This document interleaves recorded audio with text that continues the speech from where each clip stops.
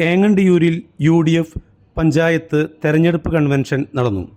KPCC general secretary Sonia ഗിരി UDF convention ഉദ്ഘാടനം ചെയ്തു.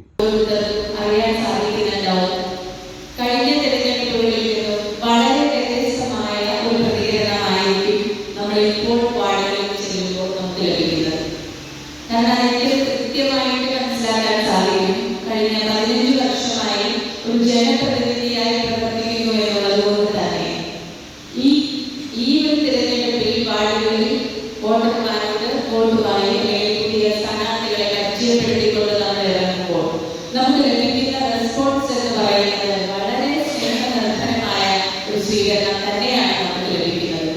അതിൽ നിന്ന് തന്നെ കൃത്യമായി പറഞ്ഞാൽ കൃത്യമായ ഇടതുപക്ഷ നിലപാടുകളുള്ള വീടുകളിൽ ചെല്ലുമ്പോൾ പോലും മാനസികമായി അവർ നമ്മളോട് കാണിക്കുന്ന ഒരു ഏങ്ങണ്ടിയൂർ ഏത്തായ് ശ്രീനാരായണ ഹാളിൽ നടന്ന convention UDF chairman Ghosh Thushara അധ്യക്ഷത വഹിച്ചു.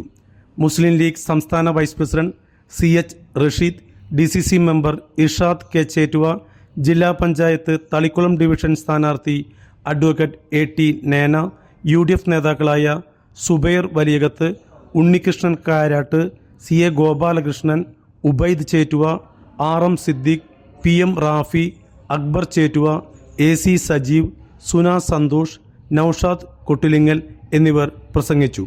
251 അംഗ തെരഞ്ഞെടുപ്പ് കമ്മിറ്റിയും രൂപീകരിച്ചു.